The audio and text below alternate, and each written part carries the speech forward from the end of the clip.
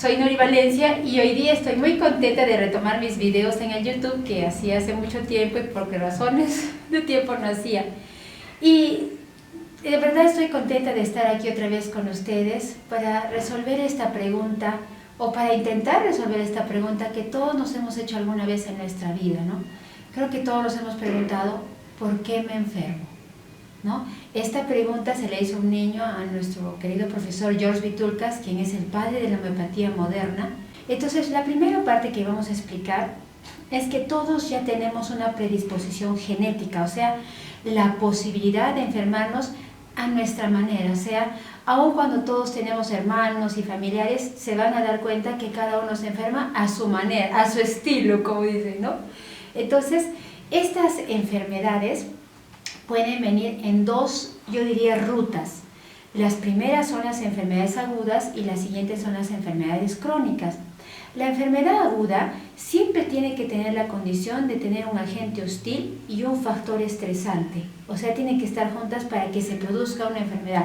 Quiere decir entonces que si yo estoy en contacto con bacterias, con virus, con lo que fuera, y no hay una situación de estrés, por más que haya un agente hostil, lo más probable es que yo no me enferme. Por eso es que algunos respiramos de repente las influencias, las gripes, o de repente nuestro esposo está con la enfermedad de la gripe y a nosotros no nos va a dar, porque de repente yo no estoy estresado, ¿no? Entonces, creo que esa es la clave para evitar que nos den estas enfermedades agudas, que también tienen su significado, porque una enfermedad aguda tiene una fase prodrómica, o sea, de incubación, un clímax donde uno empeora con fiebres, malestares y un final.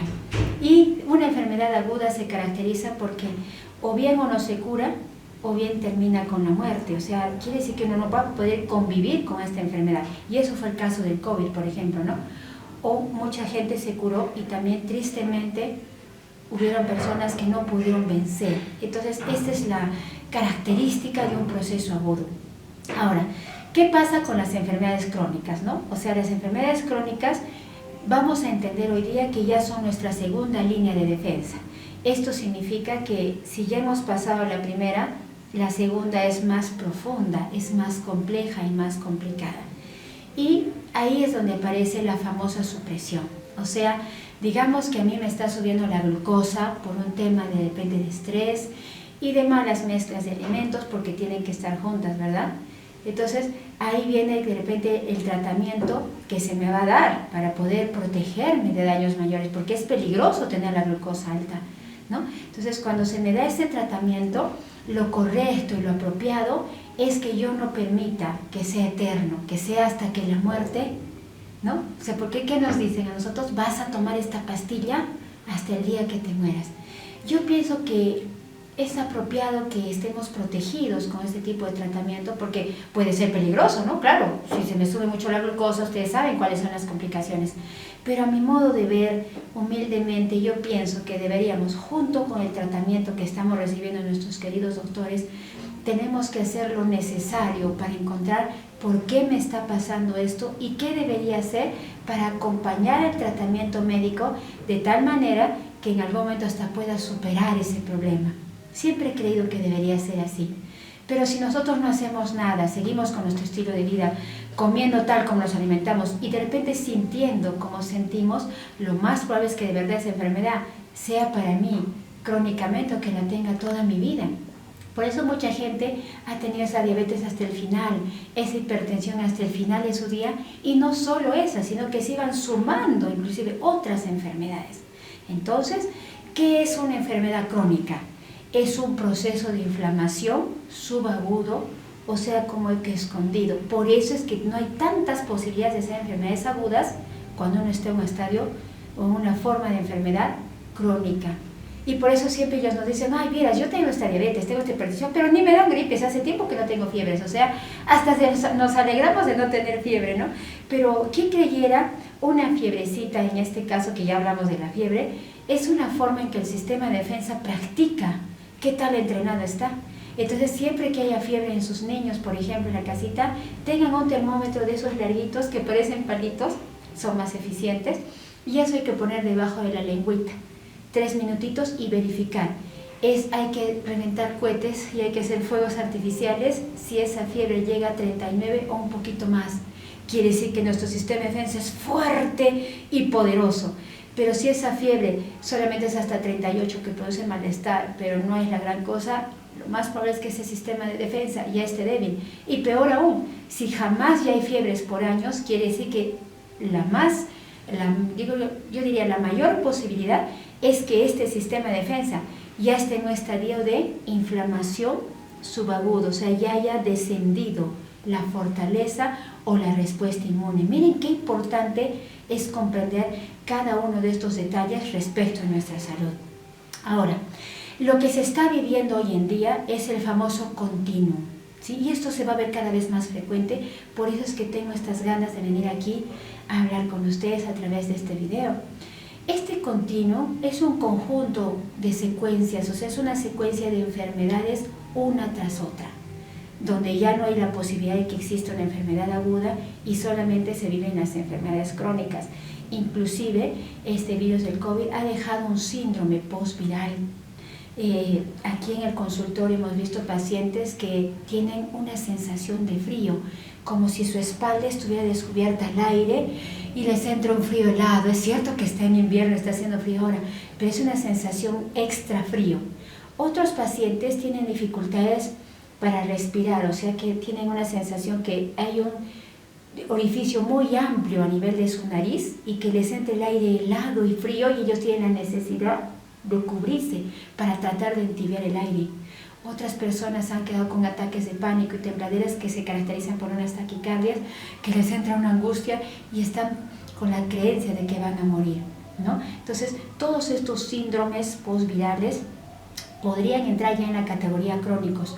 Entonces, la clave de esto es que si ustedes están recibiendo tratamiento médico, es necesario que lo sigan, pero acompañado, ¿listo?, de una estrategia que les permita salir de eso, ¿no? Entonces, a mí me gusta mucho poner el ejemplo de creo que todos recordamos el rescate del secuestro de la embajada de Japón en Lima.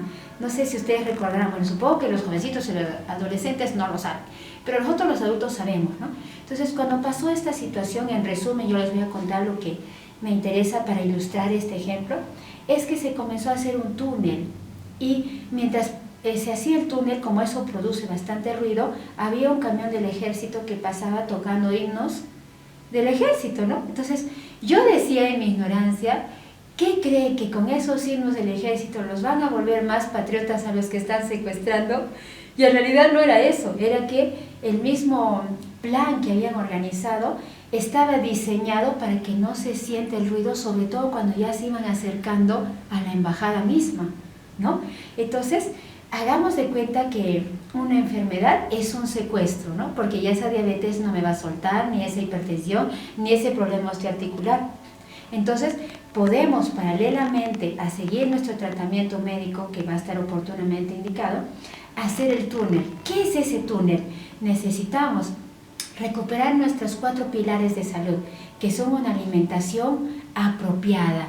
No hablemos de dietas, porque esa palabra hasta parece traumática, ¿no? Imagínense, dieta líquida restringida, dieta líquida amplia, eso es comer casi nada, es solo líquido. Entonces, esa palabra como que se ha mal utilizado y por eso es que a mí no me gusta tal vez mencionarla mucho. Me gusta más hablar de alimentación balanceada y con los límites para comer, ¿no?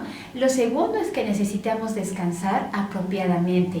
No es lo mismo dormir de 9:30 de la noche a 5:30 de la noche que dormir de 12 de la noche a 8 de la mañana, porque ahí el cuerpo se ha saltado un tiempo de reparación.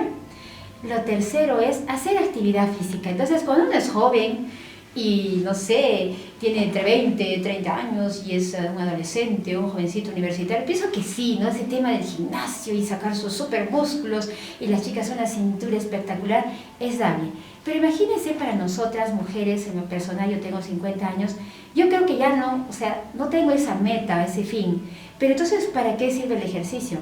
Para que cuando se produzca el sudor usted pueda liberarse del cortisol, que es la hormona que el cuerpo, la sustancia que el cuerpo libera para dejar de liberar su pena, su estrés, su frustración, y para que podamos movilizar las articulaciones y no nos vayamos haciendo rígidos. O sea, el objetivo en personas mayores de 50 en adelante es diferente, es movilización, es lubricar nuestro cuerpo articularmente para que no se haga rígido. a menos que usted de verdad sea una chica fitness y quiera seguir adelante, y está bien, ¿no? Y lo cuarto es la gestión de emociones, o sea, la vida no siempre va a ser como uno espera, como uno hubiera querido. De vez en cuando las cosas fallan y eso pasa para que uno aprenda, para que uno madure, para que uno gane experiencia. Y a veces nosotros nos quejamos, aprendemos a sufrir y eso termina de hacer toda la camita para que uno comience una enfermedad probablemente crónica, ¿no? Entonces, estas cositas del continuo necesitan que mejoremos nuestro estilo de vida para poder sostener, o sea, ya estamos haciendo el túnel. ¿Se dan cuenta? De tal manera que cuando llegamos a hacer el día del asalto, como en este caso, como en esta historia en la vida real, hubieron 2 héroes nacionales, cuyas familias para mí las tengo tal vez siempre presentes en mi corazón, porque siempre pienso en las esposas de ellos y en sus hijos, que sabían que ese día, ¿no?, sus padres iban a correr ese riesgo acerca de su propia vida. Y se inmolaron a favor de todas las personas que estaban en este lugar, ¿no? Porque sabemos de esta historia. Y igual pasa en nuestro cuerpo, o sea, para que haya una curación, tiene que haber una agravación, un momento donde el cuerpo empeora, dependiendo de la magnitud del sufrimiento que tuvo antes, para recién mejorar. Entonces, eso va en contra tal vez de nuestras expectativas de salud, porque lo que yo no quería nunca era dolor, nunca quise malestar. Entonces menos voy a querer algo que me empeore temporalmente, pero aunque tal vez sea doloroso, esa es la forma correcta inclusive para certificar que estamos produciendo una curación en nuestro cuerpo. Entonces, no quiero hacer muy largo este video porque quiero que más o menos ustedes tengan tiempo para escucharlo y verlo. Les agradezco por haber estado conmigo aquí hoy día. Me encantaría que me den un like, si se pueden suscribir a nuestro canal para que nosotros podamos seguir produciendo este tipo de videos y llegar a una forma más sencilla al conocimiento de por qué me enfermo y qué debería hacer inclusive para evitar repetir esa enfermedad si se trata de un agudo o salir de una enfermedad crónica en el futuro. Entonces, más adelante vamos a grabar otros videos porque mi objetivo y mi meta es compartir lo poco que logré de conocimiento en estos 25 años que ejerzo mi carrera como licenciada en nutrición humana, o nutricionistas también nos dice, y cómo desde el flanco del estilo de vida se puede hacer tanto por mejorar la salud y la vida de un ser humano. Por supuesto que yo también he leído de otros temas que también me gustaría compartir con ustedes, pero eso va a depender de que ustedes me apoyen con un like y una suscripción para poder seguir avanzando. Entonces, me despido de ustedes con esto y los dejo en meditación. Otra vez, ¿por qué me enfermo? Y nos vemos en la próxima oportunidad. ¡Chao!